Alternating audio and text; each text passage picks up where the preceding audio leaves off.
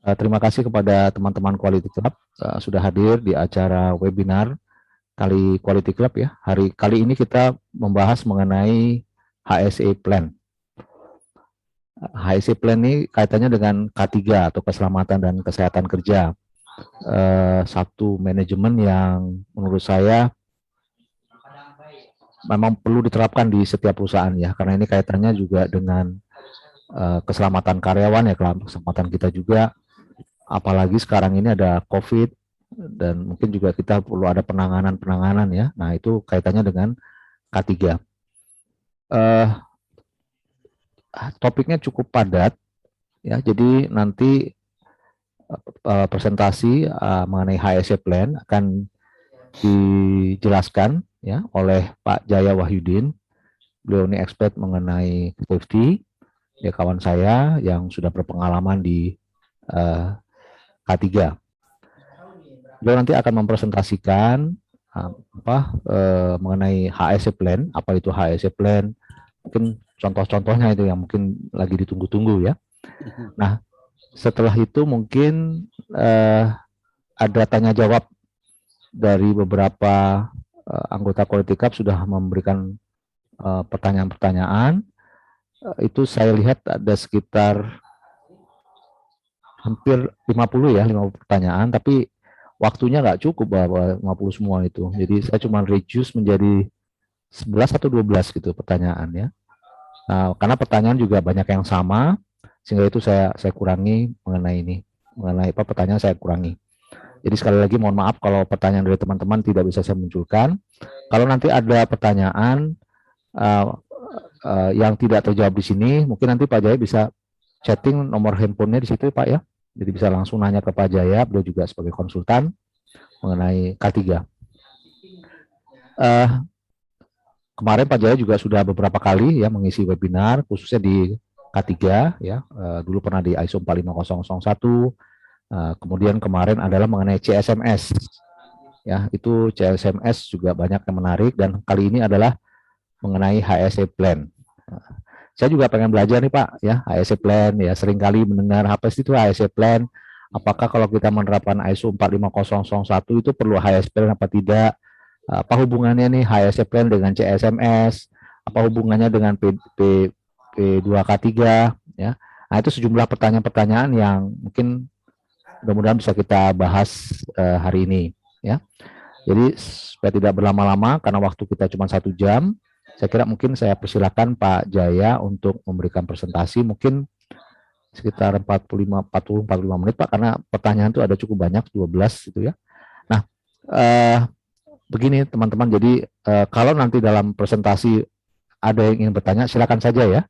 Mungkin boleh angkat tangan atau misalnya ini nanti saya akan coba membantu untuk mengelola webinar ini ya. Silakan Pak Jaya dimulai. Baik. Mungkin. Terima kasih Pak Zul. Suara saya jelas nih ya? Jelas Pak. Jelas ya. Oke. Ya. Izin Pak Zul, saya mohon diizinkan untuk sharing Pak. Oh iya belum ya. Oke silakan. Baik, terima kasih. Assalamualaikum warahmatullahi wabarakatuh. Waalaikumsalam warahmatullahi wabarakatuh. Selamat sore dan salam sejahtera untuk kita semua. Semangat pagi. Pagi. Semangat pagi ya, karena saya orang HSE jadi semangatnya harus pagi terus, nggak boleh semangat sore, nggak pagi, selamat malam, udah letoy nantinya, semangat harus pagi terus teman-teman gitu. Ya baik, nih saya ucapkan terima kasih pertama kepada Pak Zul ya sudah bisa memberikan kesempatan kepada saya, kemudian kepada teman-teman yang sudah hadir meluangkan waktunya kurang lebih 1 jam ke depan mungkin di sore hari ini. Baik, hari ini kita coba mengisi kontennya yaitu dengan HSE Plan. Sebenarnya HSE Plan ini turunan daripada CSMS. Jadi kalau teman-teman kemarin yang ikut CSMS, ini turunannya penerapannya sebenarnya di lapangan gitu. Jadi kalau CSMS itu payung hukumnya, boleh dibilang payungnya gitu ya, payungnya. Kemudian nanti kalau kita payung ini kan untuk sekian tahun proyek, misalkan kontraknya dengan 3 tahun gitu ya. Kemudian ada proyek di lokasi A, lokasi B, lokasi C, lokasi D terus. Nah, setiap lokasi ini akan dibuat HSE Plan-nya. Ya, jadi HSE Plan itu secara spesifik mengatur atau membuat rencana K3 di lokasi tersebut. Bukan di lokasi A, bukan di lokasi B, tapi lokasi D misalnya gitu. Kenapa harus dibikin beda dengan lokasi A, B, C? Karena kondisi daerah, kondisi sosial di sana itu beda-beda gitu. Makanya harus ada kondisi HSE plan tersendiri gitu teman-teman ya. Oke. Oke, saya izin saya slideshow. Oke, kelihatan Pak Zul ya? Ya, bagus Pak. Oke, baik. Ini HSE plan. Kalau HSE plan itu biasalah menganut PDCA ya, Plan Do Check Act ya. Jadi rencananya apa, kemudian dari rencana kita eksekusinya apa, kemudian kita evaluasi, kita cek dan kita tindak lanjuti ke depannya seperti apa, seperti biasa ya. Oke, lanjut. Nah, ini agenda kita, apa sih itu HSE Plan, kerangka HSE Plan seperti apa, kemudian penilaian HSE Plan gimana, nanti saya coba share contohnya juga seperti apa gitu teman-teman ya. Oke, HSE Plan itu adalah janji-janji manis subkontraktor atau kontraktor ke pemberi kerja. Misalkan saya kebetulan sering berkolaborasi dengan Pertamina gitu ya, saya memberikan janji manis ke Pertamina. Pak Jaya, kamu kan udah diterima proyeknya nih, menang gitu proyek tendernya. Kemudian apa sih yang dijanjikan oleh kamu ke saya? Nah, itu janji-janji manis kita. Janji manisnya misalkan tidak ada kecelakaan kerja dari pihak saya, nanti misalkan ada kunjungan ke lokasi berapa, entah itu sebulan sekali atau 3 bulan sekali ya, atau setahun sekali atau berapa kali. Nah, itu janji-janji manis itu ya. Kemudian nanti pengiriman barang tepat waktu ya, tidak ada gangguan-gangguan. Nah, itu adalah janji-janji manis kita ya. Kemudian cita-cita subkontraktor terhadap PSE. Cita-citanya apa sih kita sebagai subkontraktor ini atau kontraktor? Ya, otomatis kalau dari segi K3 adalah tentang zero accident ya. Tidak ada kecelakaan atau zero fatality ya. Kalau zero fatality mungkin nanti terlalu jauh ya. Kalau zero accident aja gitu ya. Nah, itu kira-kira tercapai nggak cita-cita seperti itu. Kemudian nanti di dalam HS Plan itu ada prosedur, dokumen yang harus dipenuhi. Ya, misalkan dokumen instalasi, dokumen kunjungan lokasi, dokumen-dokumen audit internal atau inspeksi, itu kita lampirkan di dalam prosedur di sana. Kemudian ini bersifat spesifik. Nah, ini yang tadi saya bilang spesifik itu ada apa? Karena HSE Plan itu dibikin hanya untuk satu lokasi. Ya, bukan untuk lokasi-lokasi lain gitu, bukan disamain, bukan kopas. Oh, kemarin kita habis lokasi A gitu ya, kita dapat lokasi B lagi, kopas aja deh gitu ya, sama persis plek. Kopas boleh ya, tapi ada item-item atau konten-konten isinya harus dirubah. Kenapa? Karena harus disesuaikan dengan kondisi lingkungan di sana, lingkungan kerja di sana gitu teman-teman. Kemudian HSE Plan itu harus disepakati oleh kedua belah pihak, pemberi kerja maupun kita sebagai yang menerima kerja atau kontraktor ya. Harus ada tanda tangan nanti dari sign-nya gitu ya, dan lain-lain ya. Nanti bisa dalam perjalanan teman-teman pasti akan melihat, oh HSE Plan itu begini gitu ya. Oke, nah ini HSE Plan awal mulanya dari CSMS ya. Begitu kita menang, oke, kita eksekusi kick off meeting, nanti akan kita buat HSE Plan ya. Dari HSE Plan menganut biasanya plan do check gitu ya. Kemudian baru nanti di dalamnya ada prosedur, ada instruksi kerja, ada hiradisi untuk identifikasi bahaya, kemudian ada job safety analysis untuk pekerjaan tertentu, dan ada kompetensi SDM di sana. Oke, ini dia. Nah, ini kurang lebih udah masuk ke kerangka nih, ke kerangka HSE Plan. Biasanya ada pendahuluan, tujuannya apa sih HSE Plan itu? Tujuannya adalah untuk mencegah kecelakaan kerja, kemudian untuk melaksanakan program K3 perusahaan gitu ya. Inilah yang masuk dengan ruang lingkup. Ruang lingkup adalah HSE Plan ini akan diterapkan pada lokasi A. Gitu. Ya, atau pada lokasi B. Jangan membuat ngambang atau umum. Misalnya HSE Plan ini akan dibuat tujuan untuk bekerja pada lokasi, semua lokasi. Itu kan itu nggak akan diterima, ditolak gitu teman-teman. Jadi ada spesifikasi khususnya. Kemudian ada referensi. Referensinya itu apa sih ya? Referensinya mengenai regulasi, kebijakan-kebijakan perusahaan. Nah, itu dimasukkan di sana. Kemudian yang keduanya mengenai sistem manajemen HSE. Ada kepemimpinan komitmen, ini hampir sama nih dengan di CSMS. Kebijakan dan sasaran strategis K3L sama di CSMS. Organisasi, sumber daya, standar dan dokumentasi sama di CSMS. Manajemen resiko sama di CSMS.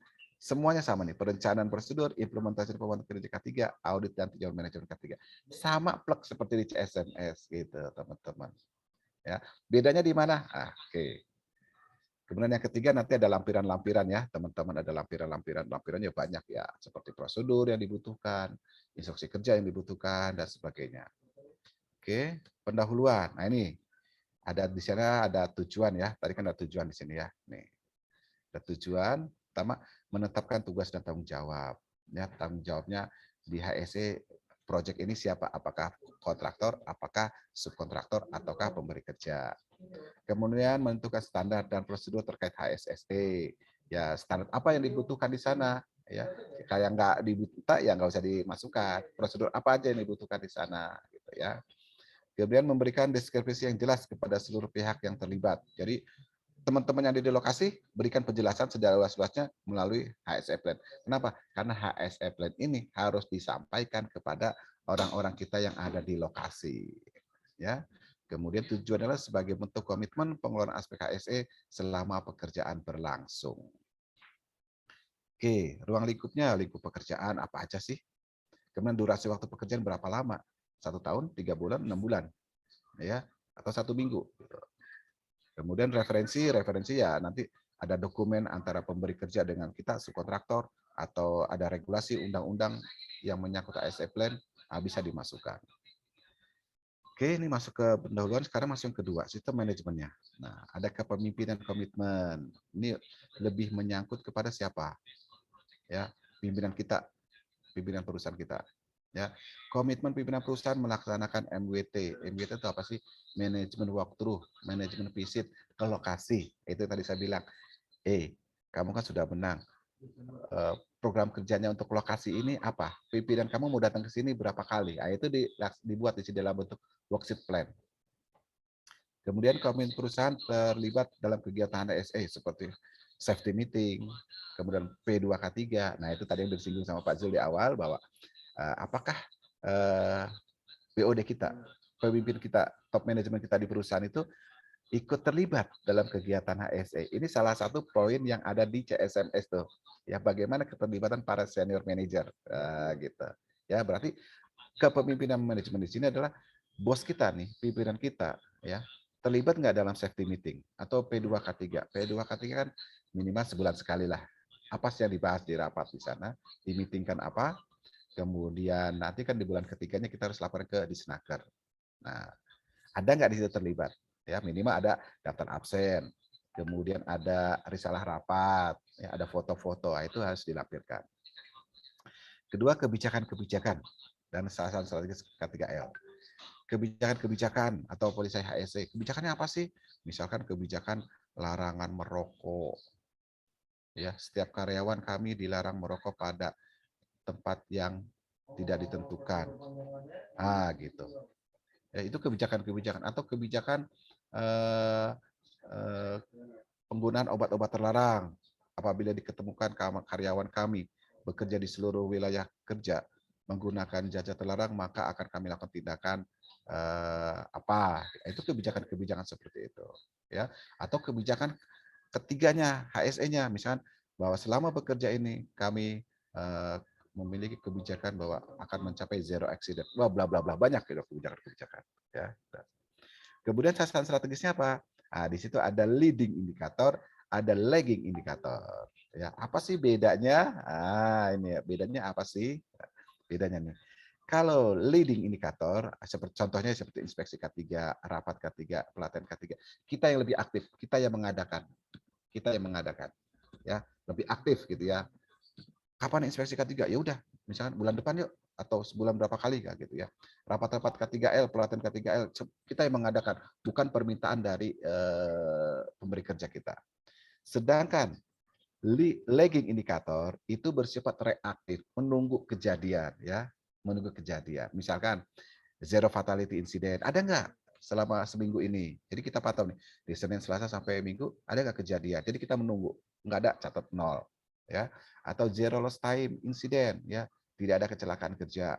Ada zero property damage, tidak ada kerusakan peralatan kita ya, atau tidak ada insiden tentang lingkungan atau pencemaran lingkungan. Banyak nih lagging indikator. Termasuk nanti lost time injury, medical treatment case ya. Banyak di sini ya, lagging indikator. Oke. Dan yang ketiga, masih lanjutkan itu tentang organisasi. Ya. Struktur organisasi dan tanggung jawab. Nah, di perusahaan kita ada nggak struktur organisasinya secara menyeluruh dulu? Ya, dari top management, di bawahnya ada siapa, direktur, di bawahnya ada GM atau apa, manajer, staff dan seterusnya. Oke, dari struktur lengkap itu ada nggak kotak yang K3 atau kotak P2 K3 di situ? Ya. Nah, kemudian kalau sudah ada di situ nanti dia punya tanggung jawab nggak, punya tugas nggak, punya wewenang nggak, punya fungsi nggak? Ah, di situ dijabarkan. Boleh dibilang semacam job desk. Ah, gitu. Ya, itu struktur organisasi. Nah, dipastikan teman-teman di kantornya ada nggak struktur organisasi, gitu ya. Kemudian yang kedua kompetensi SDM. Untuk di perusahaan kita kompetensi SDM-nya seperti apa? Atau dengan kata lain, karena kita bicara HSE plan, kita untuk project ini kompetensi SDM apa yang dibutuhkan? Berapa orang driver, misalkan, berapa orang welding pengelasan, berapa orang yang untuk mengerjakan paritan, berapa orang operator komputer, berapa orang pengawas. Ah, itu kompetensinya ada tuh, ya. Kemudian bagaimana cara kita melakukan komunikasi HSE antara kantor pusat dengan teman-teman di lapangan. Bagaimana cara mensosialisasikan kebijakan-kebijakan kita? Bagaimana cara kita menyampaikan informasi-informasi? Demikian juga sebaliknya, bagaimana tim kita yang di lapangan berkoordinasi dengan kita menyampaikan. Misalkan ada keluhan di lapangan, waduh, ini lambat nih pekerjaannya, harus sudah selesai tapi kok belum ya. Nah, itu disampaikan ke kita. Jadi ada jalur komunikasi ya gitu. Kemudian ada kegiatan HSE meeting ya atau toolbox meeting atau safety meeting berapa kali? Ya. Kapan diadakan? Bagaimana kalau ada terjadi pergantian karyawan baru atau yang di lokasi kapan pergantian crew change-nya? Nah, itu harus ada HSE meeting, ada briefing, ada safety induction dan sebagainya. Kemudian pelatihan SE. Nah, selama bekerja di sini, apakah teman-teman tenaga kerja yang akan diterjun ke sana sudah diikuti pelatihan SE? Ya, minimal safety induction. Paham nggak regulasi-regulasi? Paham nggak tentang penggunaan APAR? Paham nggak tentang isi kotak P3 ya? Dan sebagainya. Banyak tentang pelatihan-pelatihan K3 ya.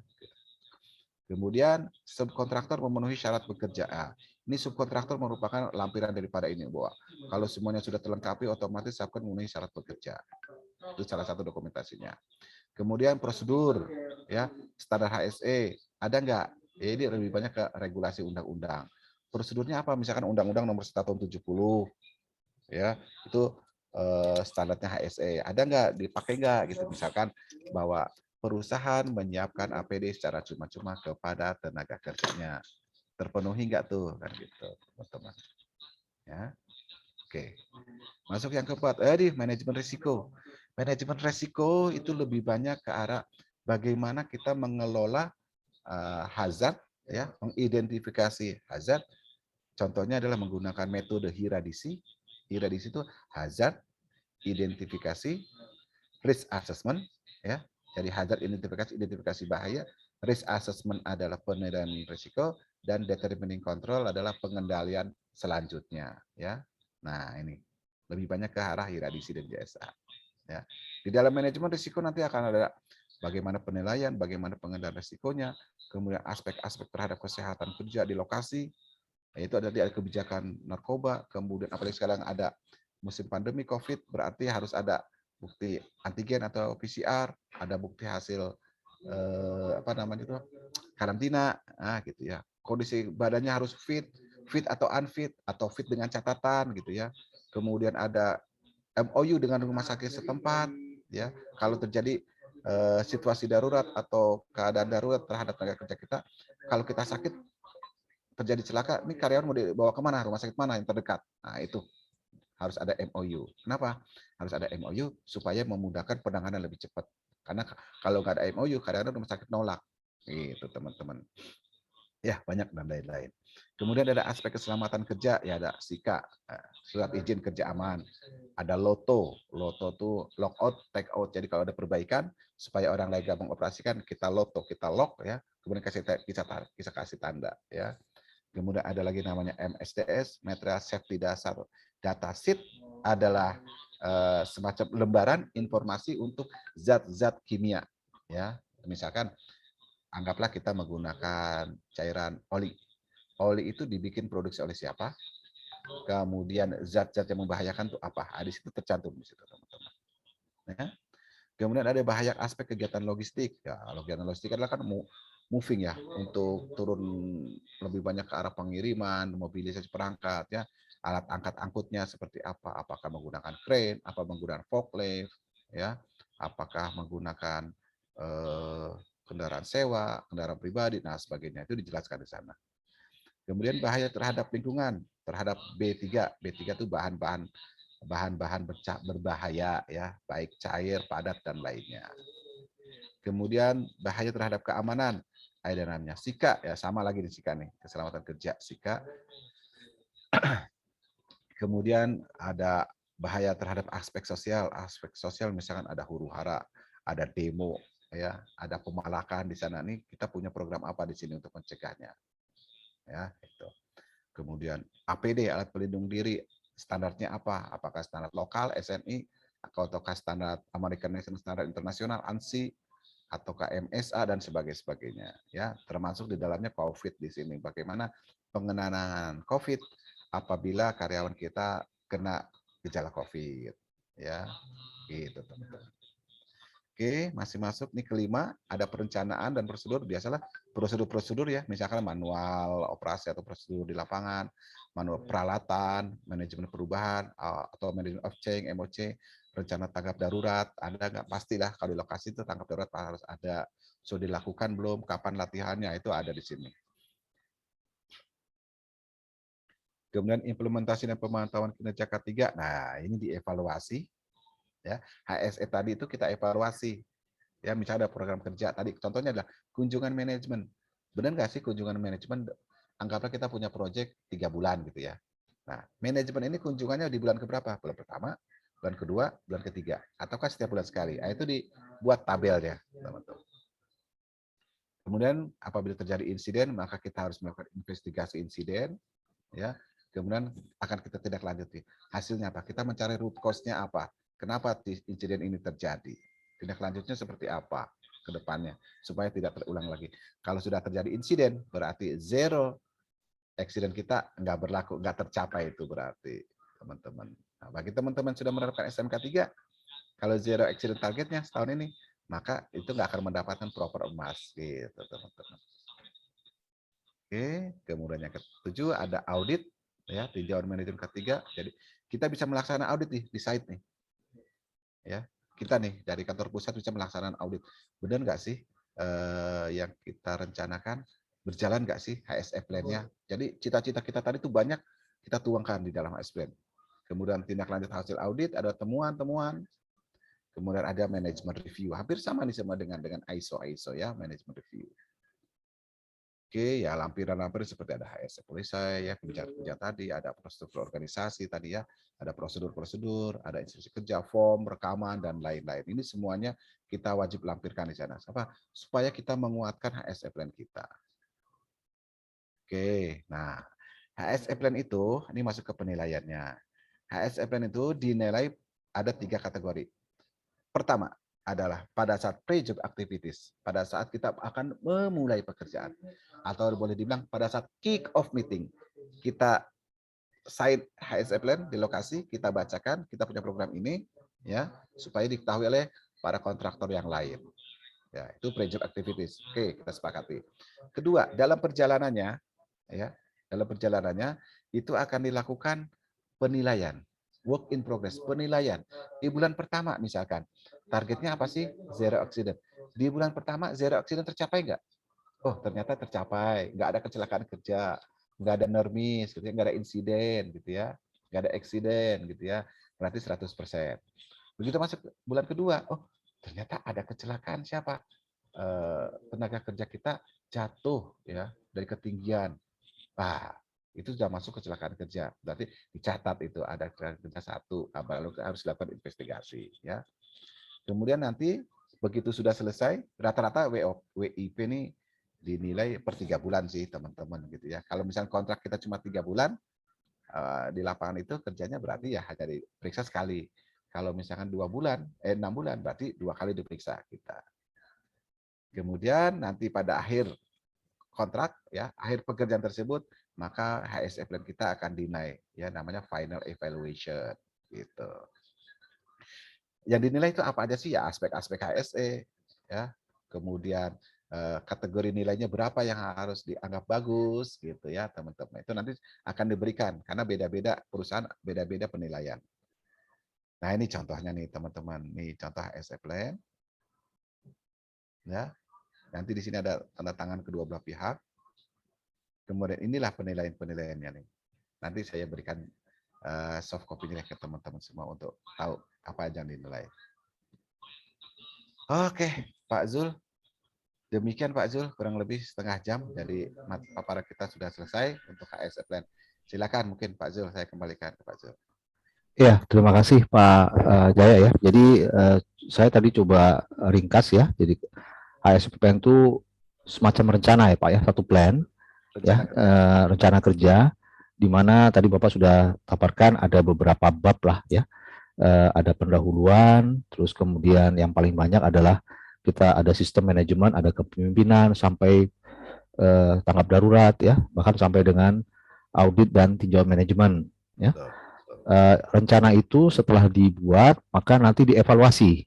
Betul. Ya, dievaluasi atau namanya dinilai ya Pak. Dinilai tadi oleh kita internal maupun oleh dari pemberi kerja ya Pak ya. Betul, internal dan eksternal. Internal dan eksternal ya, baik seperti itu. Tadi juga sudah dicontohkan bagaimana cara membuat HSE plan, ada bab-babnya itu, termasuk juga kolom penilaian tadi, ya kan? Itu Bapak Ibu semuanya anggota Quality Club nanti bisa download ya di blog Quality Club, itu bisa ada materi yang disampaikan oleh Pak Jaya. Sangat menarik Pak, saya juga belajar. Cuma ada yang mau saya tanya nih Pak, tadi pertama kali apa bedanya Pak ya, zero accident atau zero fatality? Itu berbeda ya Pak ya? Beda. Jadi kalau fatality itu kematian. Kalau misalkan kita menerapkan SMK 3, ada laporan sampai fatality atau kematian, itu dianggap temuan kritikal. Kalau temuan kritikal, itu sudah otomatis nanti proper massnya itu akan hilang tuh, nggak dapat kita. Ya. Itu zero fatality. Kalau zero accident berarti, kalau accident berarti kan kecelakaan, tidak ada kecelakaan kerja. Kecelakaan kerja tuh baik kalau dilaporkan nermis itu nyaris kerja ya, nyaris celaka gitu ya. Misalkan nih saya lagi lewat, tiba-tiba ada palu jatuh gitu ya, tapi nggak kenain saya gitu loh. Ya, jatuhnya di samping kiri atau kiri kanan atau depan belakang. Nyaris kerja. Kalau misalkan kita geser sedikit, kena, berarti udah masuk namanya accident. Itu bedanya. Jadi zero fatality sama zero accident. Oke. Artinya tadi Bapak sampaikan mungkin zero accident lebih di bawah ya Pak ya, lebih rendah daripada zero fatality ya. Atau zero fatality sudah terlalu tinggi ya gitu ya. Kalau misalkan ada orang celaka nih sampai kaki buntung, tangan buntung kerja, tapi kalau belum dikatakan fatality, maka ya udah dianggap kejadian biasa gitu. Accident itu Pak ya. Oke. Baik. Iya, terima kasih Pak.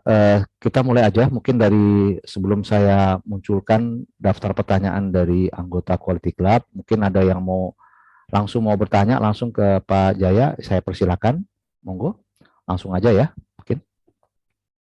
Silakan. Kita sharing. Kebetulan saya sering kali bikin CSMS dan HSE plan gitu ya. Jadi ya lebih tahu duluan mungkin gitu ya teman-teman ya. Selamat sore Pak Jaya, saya Ani. Ya, selamat sore Bu Ani. Saya mau nanya, maaf kalau tadi sudah ada kali ya di presentasi atau belum. Jadi saya mau nanya, kalau di CSMS itu suka ada scoring ya, ada penilaian. Kalau di HSE plan ini pada saat kita kirim, ini kan ibaratnya janji manis kita ke pemberi kerja. Ini ada scoring juga nggak sih penilaian dari si si pemberi kerja ini?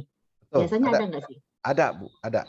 Jadi biasanya sih scoringnya suka disamain dengan CSMS. Misalkan nilainya harus 70 gitu ya. Nah, kalau misalkan di bawah 70, apa yang harus diimprove, mana temuan-temuannya? Mana yang belum dilaksanakan dari program HSE-nya gitu. Kalau misalkan dapat kerjaan baru, dia minta karena Bapak sudah nilai Bapak di lokasi A ini cuma 60, berarti Bapak kurang skor 10 lagi. Tolong di lokasi berikutnya dipenuhi ya janji-janjinya, misalkan gitu. Untuk scoringnya sendiri ada standarnya atau ditentukan oleh masing-masing pemberi kerja? Masing-masing ditentukan oleh pemberi kerja. Jadi Misalkan kayak mereka mau kasih nilai standar mau berapa gitu ya? betul. Misalkan nih kalau saya kerja dengan Pertamina skornya harus 75 gitu ya. Tapi bisa beda misalkan dengan Premier Oil, dengan ConocoPhillips. Oh, karena standar internasional bisa lebih tinggi 80 begitu ya. Jadi beda-beda gitu. Beda-beda, nggak ada standarnya. Oke. Makasih Pak Jaya. Sama-sama Ibu. Terima kasih Bu Ani. Silakan yang lain mungkin kalau ada pertanyaan. Ngecas dulu nih, laptopnya habis dikit.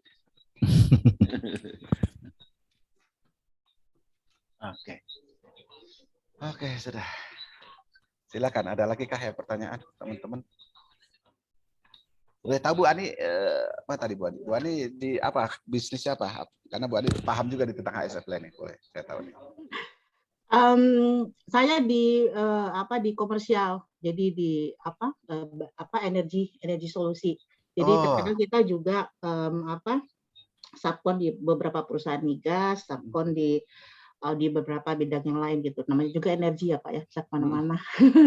Benar, gitu. Dulu sempat pegang safety 2 tahun, cuman sejak 2020 saya ganti role gitu loh. Gitu. Cuman untuk knowledge saya pengen lebih tahu banyak gitu loh Pak Jaya. Siap. Waktu presentasi yang kemarin saya kan bilang kalau HSE itu banyak wanita Pak, betul kan? Jadi saya dengar kabar begitu Bu ya. Jadi HSE itu banyak ditangani oleh ibu-ibu daripada bapak-bapak ya. Iya sih. Karena pandangan saya itu HSE banyak berkaitan dengan dokumentasi. Dan mungkin ibu-ibu lebih lebih telaten ya. Lebih telaten, lebih teliti. Dengan dokumentasi gitu. Ya. Tapi kalau di lapangan ya, lain lagi. Oke, ini Pak Wahyuda ada angkat tangan. Silakan Pak Wahyuda, silakan. Silakan Pak Wah. Baik, terima kasih Pak Jul. Pak Jaya, saya mau nanya, saya kan baru pertama kali nih belajar tentang HSE. Gimana sih memulainya gitu? Karena waduh detail banget gitu Pak Jaya gitu. Gimana untuk seorang pemula yang mau menuliskan HSE plan-nya? Masukannya Pak. Oke. Jadi kalau Bapak Wahyuda pun yang lain yang baru bertahap mau mulai HSE plan memang pasti bingung kalau belum ada arahan gitu ya. Biasanya kalau kita sudah dapat kontrak dari pemberi kerja, itu template HSE plan-nya sudah diberikan. Seperti tadi tuh template-nya sudah ada tuh template-nya. Misalkan komitmen kepemimpinan ada jabarannya gini. Tinggal kita yang mengeksplor dengan kata-kata dan dilampirkan dengan eviden. Itu satu. Kedua, ya kalau Pak Wahyuda mungkin baru belajar di AS Plan, ya tolong eviden ini semua harus dikumpulkan. Karena itu nanti kita bisa aja, HSF itu bisa 2 tahap. Nggak langsung final, bisa draft dulu kita setorkan. Pada saat draft, itu akan terjadi pembahasan. Misalnya, benar nih Pak, janjinya seperti ini kan, namanya janji manis ya, kita muluk gitu ya. Begitu nggak terrealisasi, nanti nilai kita jeblok gitu ya. Nah, lebih baik nilainya yang standar-standar aja gitu. Karena di negosiasi seperti itu. Ya, banyak saya ngalamin tuh teman-teman dunia oil and gas tuh bikin janjinya manis gitu ya, muluk gitu ya, kalau lagi pada presentasi. Tapi kenyataan di lapangan ya kadang-kadang nggak sesuai, nggak terrealisasi gitu. Itu yang suka bikin nilai kita jeblok. Mungkin tugasnya dari kami ya. Ya. Hari Sabtu nanti ada pekerjaan inspeksi. Nanti akan kami coba. Oke. Kayaknya ada pertanyaan Pak Fajar mau itu menyampaikan pertanyaan. Itu Pak Wahyuda ya. Jadi Pak Wahyuda saat ini bekerja di bidang apa nih? Saya di rumah sakit Pak. Oh, di rumah sakit. Oke. Rumah sakit kayaknya udah menerapkan CSMS dan HSE plan nih kalau bagi rekan-rekan yang mau menjadi kerja di rumah sakit gitu ya. Nah, HSE plan rencana untuk kegiatan rumah sakit, K3 rumah sakit apa sih? Kan gitu. Pasti ada juga gitu. Ya teman-teman. Jadi pastikan kalau teman-teman mau bikin HSE plan punya eviden, ya evidennya wajib itu punya. Kemudian buatlah yang standar aja, jangan terlalu muluk, jangan terlalu rendah, di atas standar gitu ya. Kenapa? Karena dengan standar itu kalau kita implementasikan di lapangan itu lebih enak ketimbang HSE plan kita sudah muluk, kemudian implementasi di lapangan kosong, ya, zero. Itu nggak ada artinya teman-teman. Itu Pak Wahyuda. Oke, baik, terima kasih Pak. Ada lagi Pak Wahyuda? Cukup Pak, terima kasih Pak. Baik, mungkin teman-teman yang lain ada silakan mau bertanya. Oh, Pak Heri Susanto, silakan Pak. Monggo Pak Heri. Selamat sore Pak Jaya, Pak Zul. Selamat sore Pak Heri. Ya, terima kasih kesempatannya untuk sharing. Terima kasih untuk explain ya. Jadi mungkin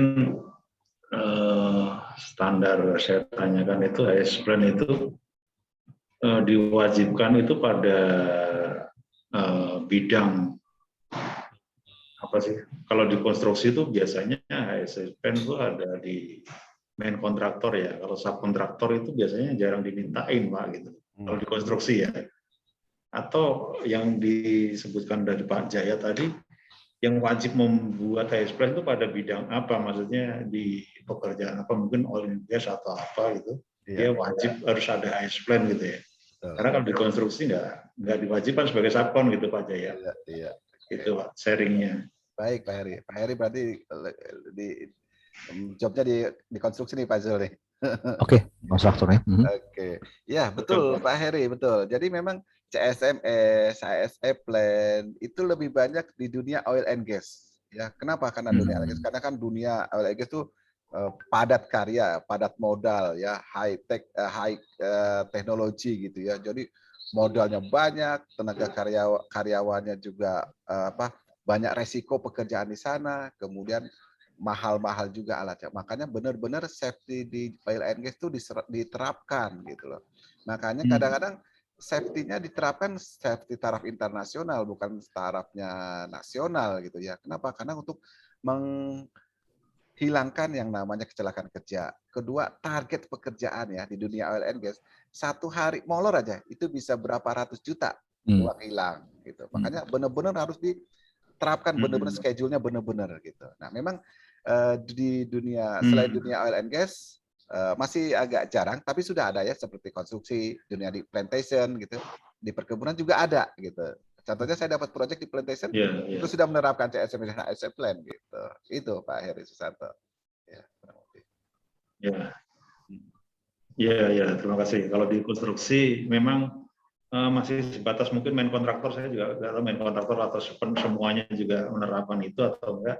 Tapi kalau subkon tidak diminta sama sekali gitu. Jadi gitu ya.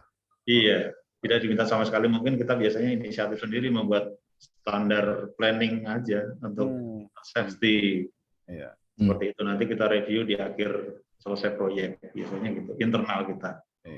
Iya, kalau di dunia oil and gas mau main kontraktor, subkon atau konsorsium semuanya harus buat HSE Plan. Jadi kenapa? Karena kan beda-beda ya, beda-beda perusahaan, beda-beda karakteristiknya. Kalau misalkan konsorsium gitu ya, ada konsorsium satu kepalanya siapa, ada 3 konsorsium, tiga-tiganya harus bikin HSE Plan. Nah, jadi harus saling melengkapi nanti. Karena kenapa? Tentu aja 3 ini beda-beda pekerjaannya gitu kan. Jadi ada hazard yang berbeda di sana. Gitu. Ya, itu Pak Heri. Baik Pak Jaya, terima kasih. Terima kasih Pak Heri. Silakan. Oke, mungkin ada lagi yang lain, teman-teman. Silakan angkat tangan atau langsung.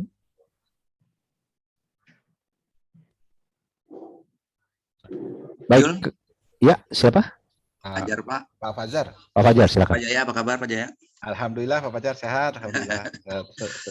Ya Pak, saya nambahkan aja Pak ya, mungkin kebetulan kita sama ya seprofesi Pak. Aduh, alhamdulillah. Jadi saya menambahkan untuk teman-teman tadi yang bertanya bahwasannya itu memang perlu Pak dari semua lini ya Pak, baik di rumah sakit tadi, di konstruksi, dan jika sudah bicara safety berarti sudah harus ada plannya Pak. Kerjaan semua pasti ada safety-nya kan Pak ya. Betul. Harusnya ada HSE untuk itu semua. Gitu ya Pak Jaya. Betul. Kembali lagi ke tadi yang disampaikan Pak Jaya bahwa tidak semua perusahaan seperti Pak Jaya kan gitu ya Pak. Yang semuanya harus ada plannya segala macam, dan saya sebenarnya itu dasar ya Pak.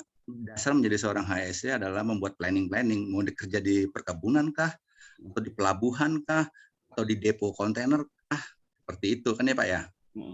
Nah, seperti maksud saya Pak. Jadi buat teman-teman saran saya sih masukkan aja, buat aja lebih baik. Kenapa? Karena ketika sudah tersusun rapi, Nanti dengan sendirinya ketika ada audit dan lain-lain sudah terbantu karena dokumen itu semuanya ada di sana. Betul. Seperti itu Pak Jul, Pak Jaya. Pernah saya buat ya. Jadi ini HSE Plan modelnya sih beda-beda ya. Ini HSE Plan untuk pekerjaan di PT Visi Ketapang 2, ini untuk proyeknya Petronas gitu ya. Kita induknya Petronas, apa ya, ada lokasi di daerah Ketapang gitu ya. Tentang untuk telekomunikasi satelit, untuk di drilling ya. Biasa nanti ada tanda tangan, ada apa di sini dari kedua belah pihak disetujui. Kemudian ini penjelasan. Nah, ini sudah masuk ke konten yang pertama, ke pemimpinan komitmen. Nah, di sini dijelaskan bahwa PT ini melaksanakan pekerjaan dengan cara baik, mematuhi semua peraturan undang-undangan, mencegah kesalahan kerja, pendekatan kinerja, pencemaran lingkungan. Nah, jadi ada 3 di situ. Melaksanakan pekerjaan dengan aman, sesuai prosedur dan seterusnya. Ya. Ini ada kebijakan KSD, kebijakan mengemudi, kebijakan terhadap larang penyalahgunaan barang, minuman keras dan merokok. Nah, itu. Nah, ini kebijakan dalam bentuk ini nih, teman-teman. Ya, komitmen kebijakan, kemudian ini nanti ada tujuan pelaksanaan manajemen waktu yang ternyata MWT ya, meninjau evaluasi program HSE di sana ya, dan sebagainya pekerjaannya. Ini contoh berita acara pada saat MWT. Jadi teman-teman kalau setiap ada kegiatan yang menyangkut tentang HSE, mohon evidennya itu dibuat gitulah. Jangan pernah Pak saya kunjungan kemana? Sana buktinya mana? Nggak ada Pak, kami nggak buat, jangan, itu nggak akan diterima. Ya, pokoknya harus ada eviden teman-teman gitu ya. Nah, ini kan kunjungan-kunjungan, diskusi ya. Di waktu saat saya kunjungan di lokasi Petronas ya, teman-teman ngobrol ya, apa yang di-sharing gitu. Nah, ini yang kebijakan dan setengah strategis K3L. Ini kemarin adalah mandatori daripada CSMS, ada nilainya di poin 1 dan poin 2, salah satu kebijakan dan strategis K3L. Ini dia yang tadi bilang, leading indikator, ada lagging indikator. Contoh nih ya, MWT targetnya 1 kali, biasanya manajemen.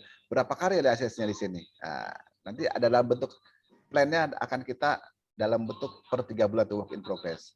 HSE meeting berapa kali? Kemudian laporan HSE dibikin berapa kali targetnya? Ya bisa 2 per bulan atau 3 kali per bulan sebagainya. Lagging indikator lebih banyak reaktif. Misalkan jumlah jam kerja kita berapa sih jam kerjanya? Hanya misalkan ada 1 orang kali 12 jam kerja gitu ya targetnya. Kemudian number of accident, ada normis enggak? Otomatis target ini kan harus dinolin semua. Nah, kira-kira pada realisasi perjalanannya, ada kan tadi yang saya bilang normis, ada first aid, ada sampai fatality, ada namanya lost time injury, kehilangan jam kerja, ada yang nama restricted work day case, kehilangan jam kerja harus perawatan, ada medical treatment case, ada kecelakaan kerja yang harus dirawat tapi bisa kerja lagi gitu ya. Ada total recordable injury rate, TRIR dan sebagainya. Jadi banyak di sini teman-teman. Inilah yang dikatakan yang namanya reaktif, kita menunggu gitu, menunggu jangan sampai terjadi, jangan sampai terjadi, kita cegah gitu teman-teman ya. Nah, ini kurang lebih gambaran seperti itu. Ini beberapa kebijakan-kebijakan. Jadi poin-poin yang tadi itu, nah, ini struktur organisasi ini harus ada di sini dibuat gitu, ya, di mana HSE itu ada di mana gitu ya, punya struktur tanggung jawab dan kewenangan dan sebagainya ya. Nah, itu teman-teman kurang lebih ya, banyak ya, kurang lebih ada 52 halaman ya gitu HSE Plan. Ini manajemen risiko, hazard identification, job safety analysis. Nah, teman-teman punya nggak yang namanya HIRADISI, penilaian risiko, hazard identification? Pasti yang namanya semua core business, konstruksi, oil and gas, rumah sakit, ya. Kemudian apalagi tuh yang ada resiko-resiko yang bisa kita identifikasi. Bahkan kita di rumah aja resikonya bisa kita identifikasi. Ya, misalkan ke kamar mandi, hazard identifikasinya apa sih hazardnya? Oh, kita terjatuh ya atau terpeleset, itu bisa. Kenapa? Penyebabnya apa? Lantai licin. Bagaimana untuk penanggulanginya?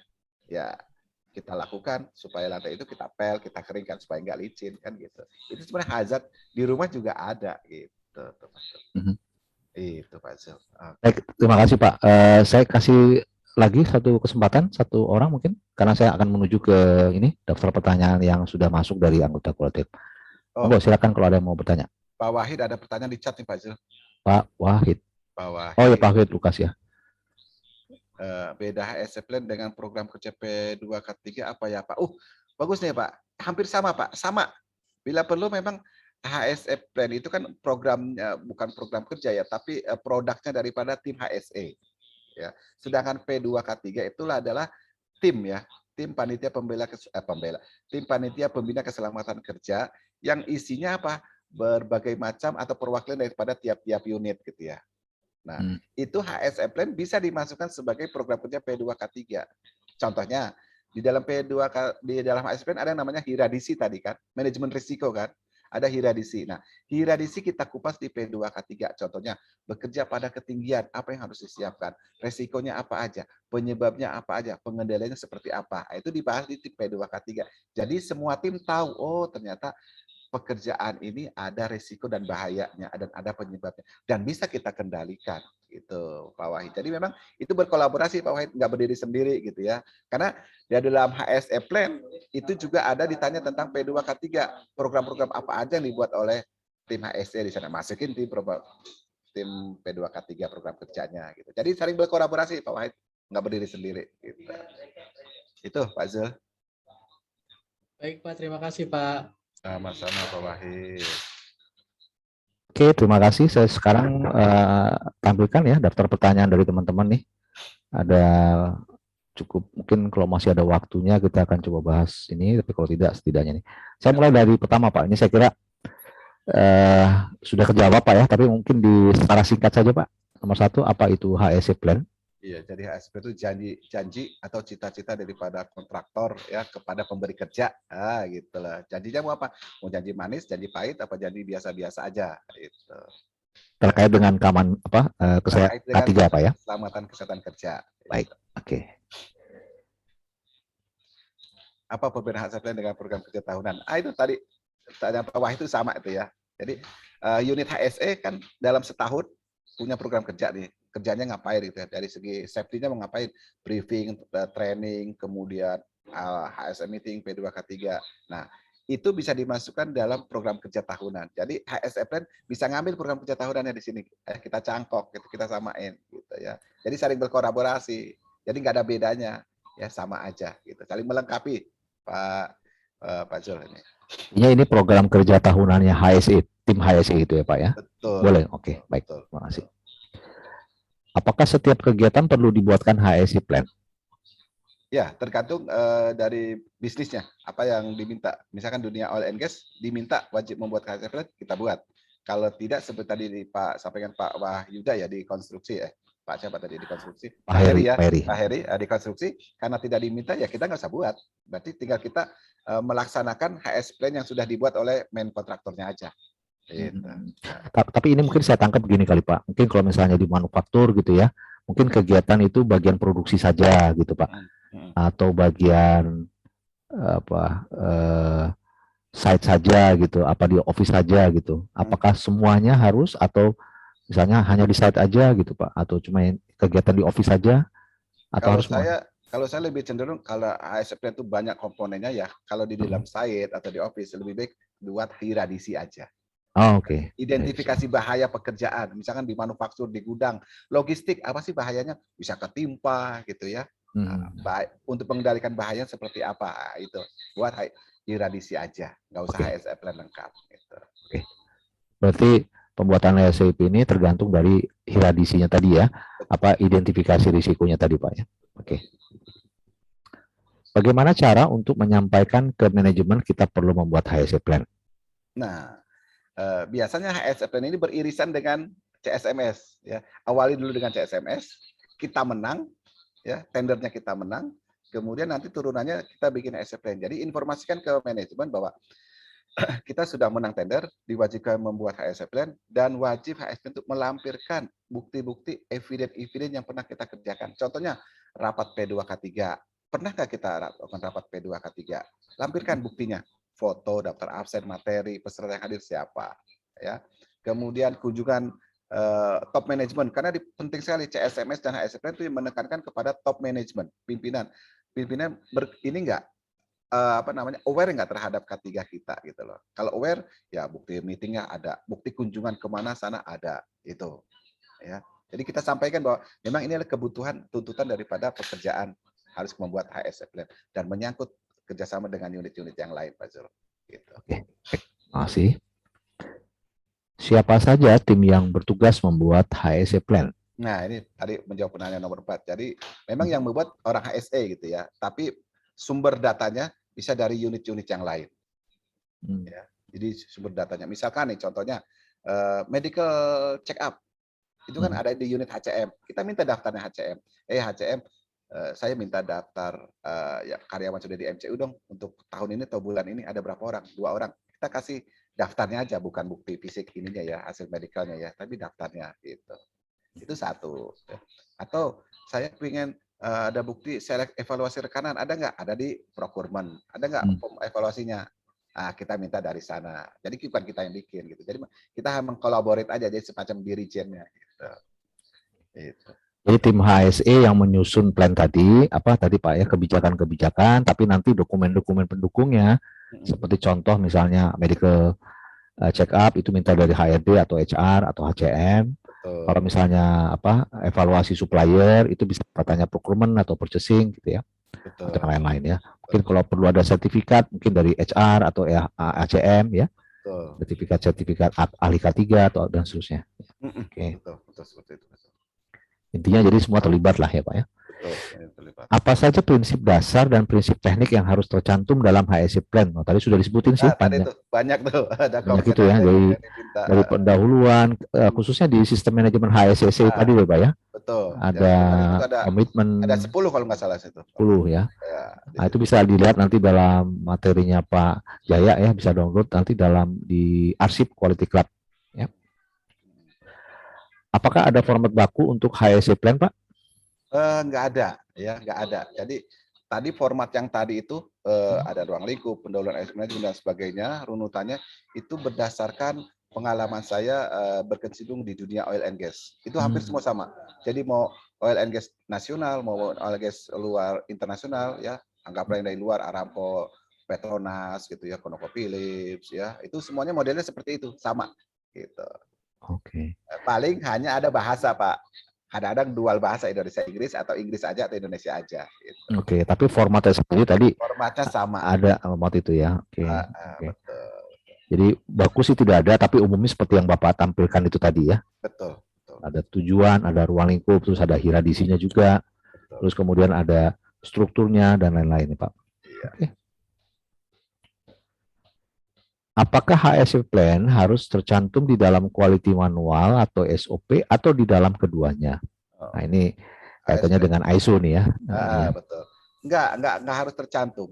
Tetapi di dalam HSE Plan mencantumkan prosedur-prosedur atau SOP itu ya, quality manual. Contohnya apa? Yaitu tadi, apakah Bapak melakukan audit internal? Ya, kami melakukan. Buktinya apa? Laporkan hasil audit internalnya, ya. Kemudian apakah punya prosedurnya? Lampirkan prosedurnya. Itu sama, ya. Jadi HSE Plan merupakan malah minta data kepada quality manual atau kepada SOP gitu. Gitu. Jadi dalam manual itu nggak perlu dicantumkan. Cantumkan ya. Oke. Gitu. Baik. Yang ke-9, bagaimana cara monitor penerapan dan pelaksanaan HSE Plan? Ini saya kira kaitannya tadi dengan penilaian ya Pak ya. Betul. Ini dalam paling susah nih Pak Zul penerapannya. Kenapa? Karena HSE Plan dibuat oleh orang HSE di kantor gitu ya. Nanti begitu udah jadi disepakati oleh pemberi kerja ya, kita deliver ke teknisi kita yang di lokasi. Ya, kita deliver, kita harus sharing dengan dia, menjelaskan ini loh bab 1, bab 2 ini isinya gitu. Kemudian silakan diterapkan. Nanti kan diterapkan tuh nanti seperti tadi MWT berapa kali datang nggak bos kita ke lokasi gitu kan? Itu nanti kan ditanyanya adalah orang kita yang di lapangan, standby di lapangan gitu. Manajemen walkthrough tadi ya Pak ya? Betul, manajemen walkthrough atau manajemen visit gitu. Berapa kali kamu melakukan meeting dengan orang HSE pusat misalkan? Belum pernah ada Pak. Nah itu juga temuan nanti kan gitu. Itu cara mengkomunikasi aja, mengkomunikasi dan penerapannya kadang-kadang yang paling sulit di nomor 9. Tapi sekali lagi penerapan ini bisa dilakukan dengan menggunakan kita pada saat working in progress. Ya. Itu cara monitornya yang memonitor tim HSE atau ada tim khusus Pak? Tim HSE dan tim HSE pemberi kerja project. Oh. Jadi misalkan saya dapat bocoran, Pak Jaya katanya pimpinan manajemennya mau datang ke lokasi. Ini kan sudah lewat ini. kapan Pak Jaya kira-kira? Nah, itu biasanya kita diminta tuh sama Pak HSE Project di sana. Oh ya Pak, nanti bulan depan kita akan ada kesibukan ini. Oke, gitu. Bisa dicatat di note situ. Jadi temuan. Jadi bisa internal dan eksternal gitu Pak ya, yang memonitor ya. Saya pikir tadi mungkin kayak kita lagi audit ISO, ada kita cek sendiri dulu internal, baru nanti mereka gitu ya. Ini bisa berbarengan ya Pak? Bisa berbarengan. Oke. Ya, apalagi kalau proyeknya singkat Pak Zul, cuma 3 bulan gitu ya. Atau bahkan ada yang sebulan. Saya pernah bikin proyek ASF padahal untuk pekerjaan cuma 7 hari gitu. Oke. Jadi ada pekerjaan di Pertamina yang namanya sumur EOR ya, itu cuma 7 hari kadang-kadang. 7 hari pindah ke lokasi lain, 7 hari pindah lagi ke lokasi lain gitu kadang-kadang. Itu ini ya Pak ya, jadi 7 hari gimana? Pertama kan cepat berarti. Harus betul-betul dicerapin, terus kemudian monitornya mungkin juga kapan tuh? 3 hari apa 2 hari setelah itu atau? Misalkan 7 hari ini ya, 7 hari Senin sampai Jumat. Itu kan kita benar-benar bikin kira-kira aktual nggak, misalkan kunjungan manajemen dalam seminggu terjadi nggak? Kalau nggak terjadi atau kita nggak ada program, ya sudah nggak usah kita plot gitu ya. Kalau ditanya kok nggak ada kunjungan manajemen, nanti Pak di lokasi berikutnya aja karena terlalu cepat gitu. Oke, menarik Pak. Oke nih, 10. Apakah HSPM perlu diupdate secara berkala? Apakah HSPM pertama itu ya ada 2 nih kelihatannya. Apakah perlu diupdate secara berkala, dan yang berikut, apakah ASPPM boleh dibuat oleh corporate atau harus di site?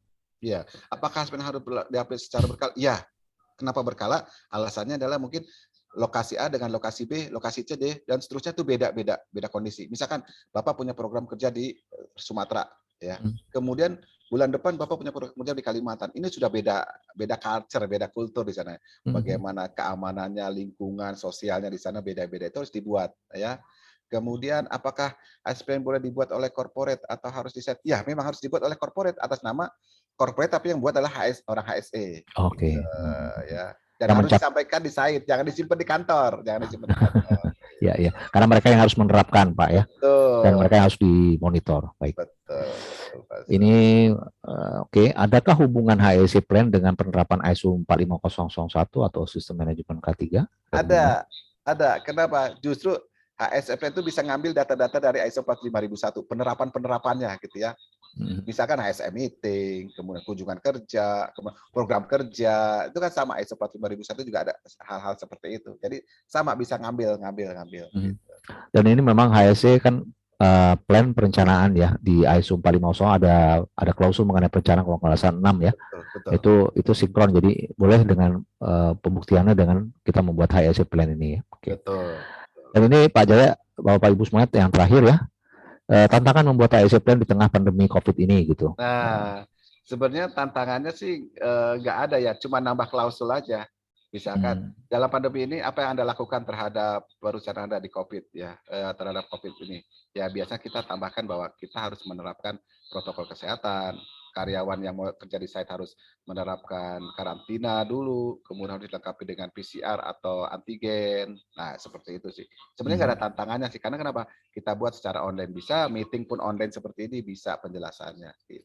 Jadi artinya kebijakan atau prosedur atau form-form yang itu kita include-kan Pak ya, masukkan juga ke dalam HSE tadi ya. Betul. Okay. Tadinya di HSPN nggak ada yang namanya penanganan COVID, tapi sekarang sekarang ada ya. Ditambahkan. Gitu. Tambahkan, oke, baik. Tadi yang Bapak berikan contoh sudah ada COVID-nya juga, Pak? Kayaknya sudah sih, Pak Jul. Baik, itu semua teman-teman ya. Jadi 12 pertanyaan.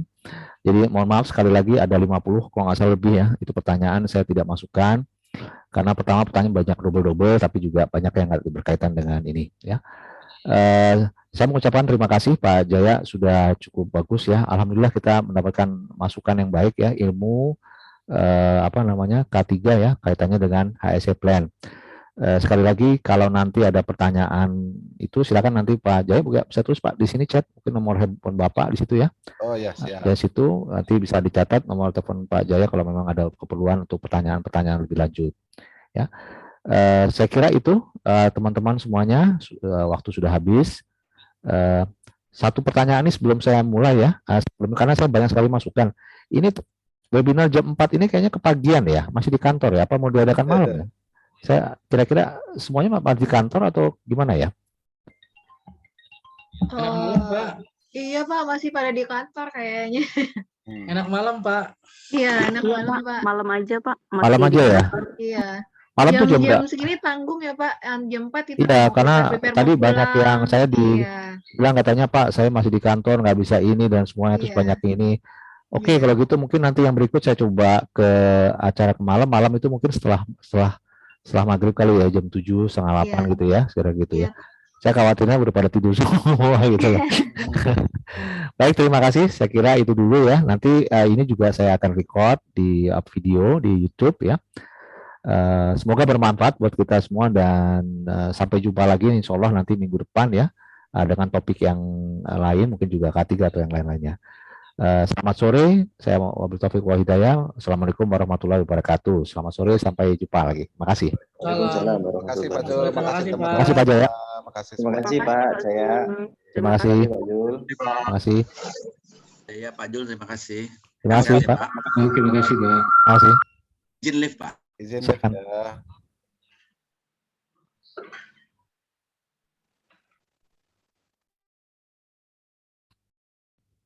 Oh, Pak Fauzan.